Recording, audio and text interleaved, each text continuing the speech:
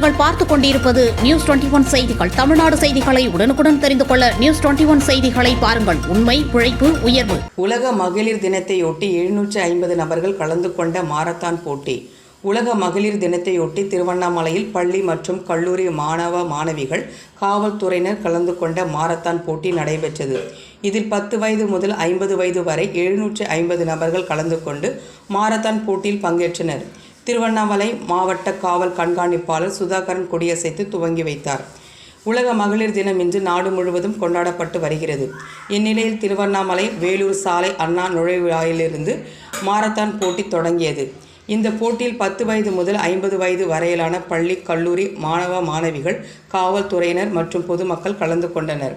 திருவண்ணாமலை வேலூர் சாலை அண்ணா நுழைவாயிலில் தொடங்கிய மாரத்தான் போட்டி மத்திய பேருந்து நிலையம், ரவுண்டானா, மத்தலாங்குளா தெரு, பெரியார் சிலை, திண்டிவனம் சாலை, காந்தி நகர், புறவழி சாலை உள்ளிட்ட நகரின் முக்கிய வீதிகள் வழியாக வந்து வெட்டவளம் சாலை, புறவழி சாலையில் நிறைவு பெற்றது.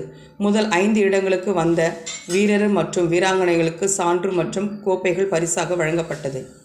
நியூஸ் 21 செய்திகளுக்காக வெங்கடேசன்.